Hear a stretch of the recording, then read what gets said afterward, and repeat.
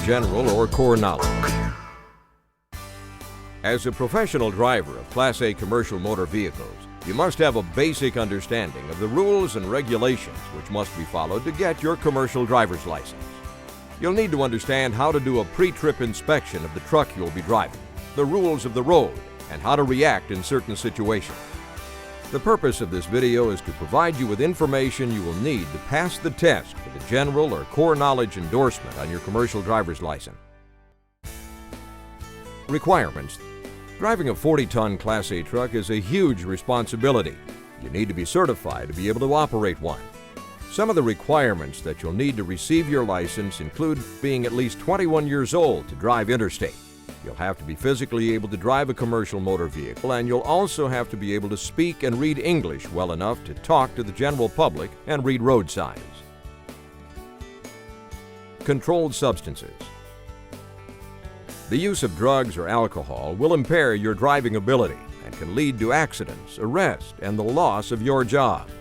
The company you will drive for has the right to randomly screen you for any traces of drugs or alcohol anytime they want. The DOT can pull you over and submit you to a random drug or alcohol test at any time without justifiable cause. DOT rules state that there is a zero-tolerance policy for drugs and alcohol for on-duty truck drivers. If you are caught driving with even a .04 blood alcohol level, you will lose your license for a year. If you are involved in an accident, you will be automatically drug and alcohol tested. Even if you weren't the cause of the accident, if you test positive for drugs or alcohol, you can be held accountable for that accident. A few beers will have the same effect on driving as a few shots of whiskey or a few glasses of wine. The only kinds of drugs, including prescription medicine, you can take while driving are the ones that will not impair your ability to drive. And do not overdrive your abilities. Come to work well rested and alert. Whenever your reaction time slows down or you feel sleepy, get the unit off the road. Take short naps if needed.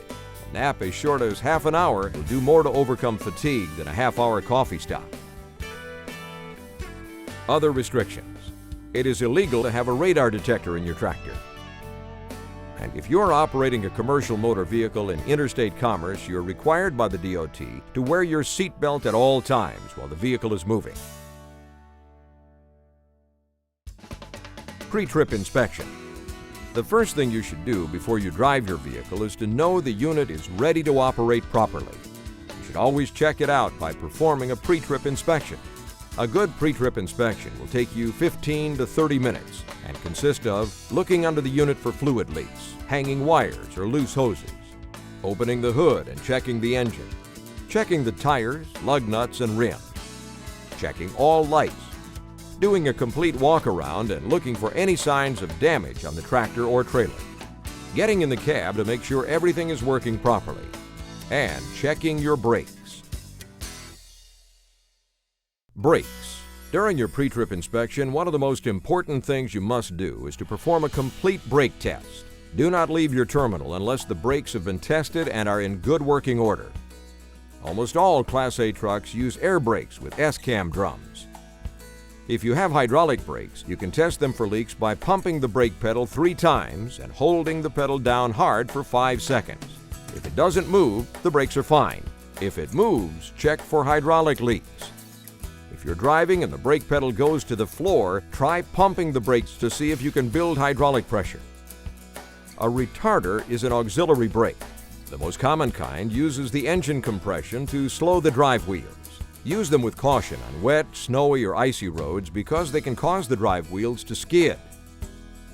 3 types of braking you will deal with. Standard braking in all normal traffic conditions.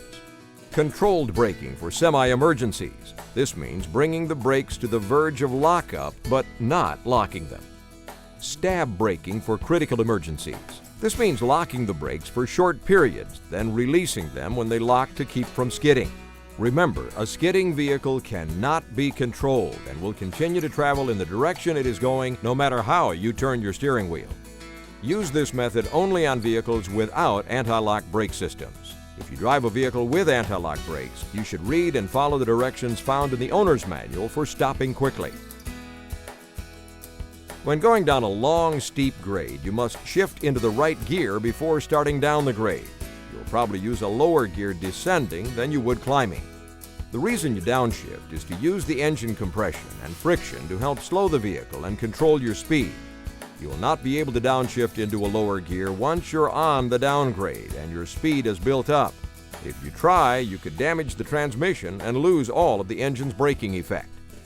Under hard use, brakes get hot, especially on downgrade. The heavier the vehicle and the faster it's moving, the more heat the brakes will have to absorb to stop. If you use your brakes too hard for too long, the heat generated causes the brake drums to expand and lose stopping power. This is called brake fade. If you feel the brakes fade, get the vehicle off the road as quickly as possible and let them cool down. Otherwise, if you keep using the brakes, you'll lose them altogether. Driving through heavy rain or deep water causes the brakes to get wet and greatly reduces their stopping power. Apply light pressure to the brakes from time to time to keep the brakes and drums dry so they'll be able to stop when you need them. Contrary to automobile driving, a loaded trailer will stop faster than an empty one because an empty trailer has less traction. A tractor with no trailer at all, or a bobtail tractor, takes the longest distance to stop. Tires. If you don't have good tires, you won't reach your destination. Any low or leaking tires must be repaired, either before driving or at the nearest repair facility. In wet weather, hydroplaning is more likely if tire pressure is low.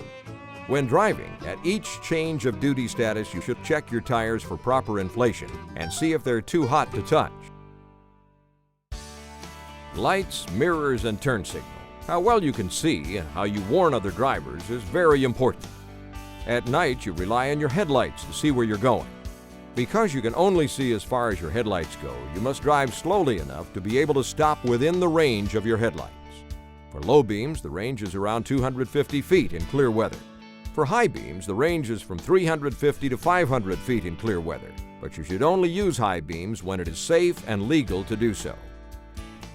Dim your high beams within 500 feet when following or approaching another vehicle. In inclement weather like rain or fog, you should have your low beams on. It's important to have clean lights, windshields, and mirrors when driving at night. Dirty headlights give you less light than they should, and bright lights at night create glare on your windshield and mirrors. Trucks have many blind spots. You need to rely on mirrors to be able to check these blind spots. Constantly check your trailer and the traffic behind you by using the mirror check rule. Every 10 seconds, start by looking into the left mirror, sweep your eyes over to the right mirror and back while checking your gauges and the road ahead. Always remember, no matter how many mirrors you have, there will still be some blind spots. The only way other drivers know that you're going to turn is by using your turn signals. Be sure to always use them and turn them on early. Always remember to turn them off after completing your move because a lot of trucks don't have self-canceling turn signals. Loads and loading. Before loading, the first thing you should do is inspect the trailer to make sure it's safe to load. Find out how much weight you'll be hauling. When loading cargo, you need to know if you'll be driving on a state or federal highway. You cannot be heavier than the legal weight limit of the route you'll be taking. Determine how to evenly distribute the load. An evenly distributed load pulls better, brakes better, and handles easier. Too much weight on the front of the trailer, and you'll have poor traction in the rear of the trailer, hard steering, and possible damage to the tires. Too much weight in the back, and you won't have traction on the drive wheels, and this will result in poor steering and poor braking. Keep the center of gravity low. The lower the center of gravity, the less likely it is for the trailer to tip over. Loads that shift, such as livestock or tankers, must be handled with extra caution when driving. When strapping down a load, there should be at least one tie down for every 10 feet, with a minimum of 2 tie downs for every item. Cargo covers or tarps are required by some states for 2 purposes: to protect the cargo and to protect others from anything that might spill. Remember, a fully loaded trailer could be as much as 4 inches lower than an empty trailer, so watch your overhead clearance both when driving loaded and unloaded. And if you're given a load that has enough hazardous material to require placards on the vehicle, you cannot move it unless you have a hazardous material endorsement on your CDL. Steering. The proper way to hold a steering wheel is with both hands held firmly on opposite sides of the wheel. Safely steer around any obstacles in the road because it's quicker and easier than trying to stop. Turning the wheel back in the other direction after steering to avoid a traffic emergency or after passing someone is called counter steering. Safe driving. When starting your unit from a stop, always accelerate smoothly and easily because rough accelerating can cause cargo or mechanical damage. If you're starting from being parked on an uphill grade, use the parking brake or the trailer hand valve and let the clutch out until you feel it engage. Then release the parking brake and proceed up the hill. When entering traffic, always remember that your vehicle needs more space and accelerates slower than a car. When you're turning left, always keep the unit as far to the right as possible. If you're turning to the right, keep your unit within 3 to 4 feet of the curb or parking lane to stop other vehicles from getting on your right side. You have to constantly watch your mirrors to keep from running over anything on your right side as you turn. It can take 4 or more lanes to make a successful right turn because the trailer will not travel the same path as the tractor. This is called off-tracking. When driving, to prepare yourself for possible hazards, you should look ahead at least 12 to 15 seconds, which is about a quarter of a mile down the road on the highway or 1 city block when city driving. Heavy vehicles sometimes travel slower than other traffic. Stay to the right as far as possible and turn on your flashers. If you're being tailgated, you should increase the following distance between you and the vehicle ahead of you so they can pass you safely. Never signal anyone to pass you because you'll be held responsible if they have an accident. At 55 miles an hour with a capacity load, it takes an 18-wheeler at least the length of a football field to stop. For every 10 feet of vehicle, you must allow 1 second of following distance until you reach a speed of 40 miles an hour. After that, no matter what speed you're driving, DOT regulations state that you should add 1 more second of following distance. Also, as a general rule, you should add 1 more second of following distance for adverse driving conditions. A vehicle that has a red triangle with an orange center on its rear means that vehicle is a slow-moving vehicle. When approaching an off-ramp or a tight curve, always slow down and downshift before you get there. It's easy to lock up your brakes. To correct a drive wheel braking skid, get off the brakes and steer to straighten the vehicle. When the road is slippery, it's harder to maintain control and you need much more space to stop. Handle the unit with extreme caution and reduce your speed by about 1/3 on wet roads. On icy roads, reduce the speed to match the road conditions. In cold weather, if the road gets very slippery due to black ice or glare ice, stop driving as soon as you can and get the vehicle off the road. If your vehicle starts to hydroplane, release the accelerator. Strong winds mean possible danger, especially with an empty trailer. Be extra careful in these situations, coming out of an area that's sheltered from the wind like tunnels, treed areas, and hills, or when passing another vehicle. A large percentage of chargeable accidents happen during the backing maneuver. Never back a vehicle unless you have no other options. Always try to pull into a place where you can drive out. And every time you leave your vehicle, set the parking brake. Emergency situations. Human error is the single biggest cause of truck accidents. The most common cause of vehicle skids is driving too fast for road conditions. If you come upon an obstacle unexpectedly, remember that you can almost always steer around the obstacle faster than you can stop. The best way to avoid an accident is to go to the right side if it's open. Do not turn any more than is needed. Oversteering can cause you to dump the trailer. If you have to leave the road in an emergency situation, like turning onto a median or shoulder, do not touch the brakes until you're traveling at 20 miles an hour or less because of the danger of upsetting the unit. On steep grades, some highways provide escape ramps for runaway vehicles to give you a safe option in case you lose your brakes. If you have a breakdown on a highway and you'll be stopped for over 10 minutes, you are required to put out warning markers. Carry these markers facing the oncoming traffic so the drivers can see you. If you're stopped on a 2-lane highway, place one triangle 100 feet to the front, another 10 feet from the rear, and the last 100 feet from the rear. On a 4-lane highway, place one triangle 10 feet from the back, the next 100 feet from the back, and the last 200 feet from the back. Should your unit be over the crest of a hill or on a tight curve where oncoming traffic can't see you, the rear triangle can be placed as far back as 500 feet on any kind of highway. If you come on the scene of an accident and there are qualified personnel, stay out of the way. If you're one of the first on the scene, call emergency services immediately. Try to keep the injured person warm and comfortable. Only move an injured person in case of a fire or danger of passing traffic. If they're bleeding, try to stop the flow of blood by applying pressure to the wound, but keep their blood and body fluids off of you as much as possible to minimize the danger of bloodborne pathogen. There's a lot you'll need to know to pass your CDL endorsement for general or core knowledge. We hope this video has helped you to learn the basics required to become a safe and professional truck driver. Thank you for watching.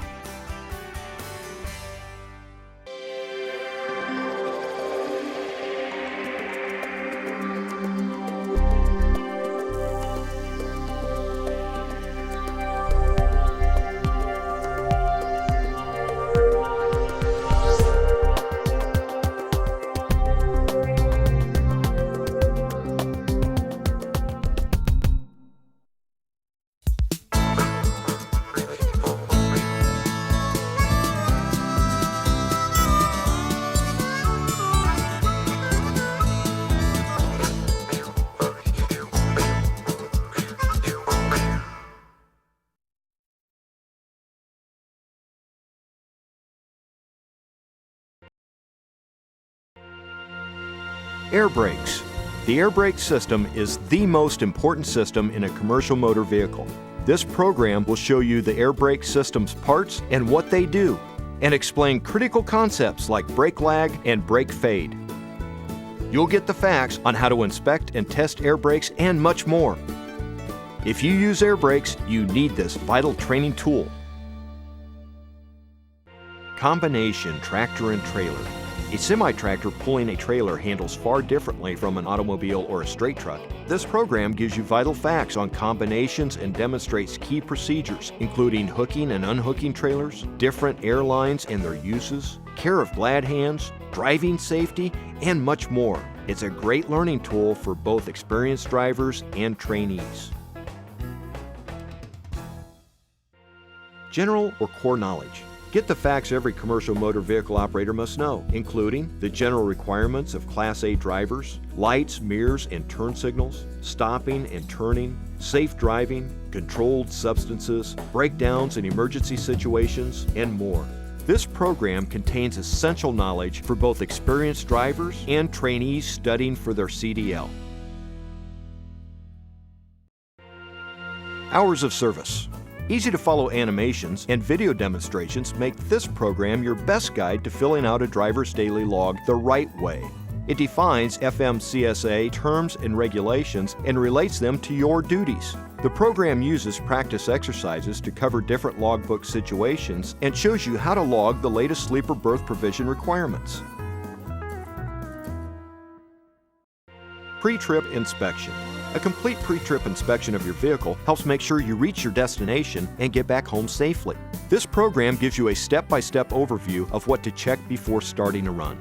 Points covered include what to look for inside the cab and out, the proper way to check tires, rims, and lug nuts, air brakes and slack adjusters, steering assembly and suspension, and much more. Tankers. Operating a tank vehicle is an entirely different experience from any other type of driving. Get the facts you need on different types of tankers and how they handle. This program graphically demonstrates important concepts like liquid surge and outage, as well as the special requirements of driving, loading, and placarding tankers. This is a must-see presentation for all tank vehicle drivers.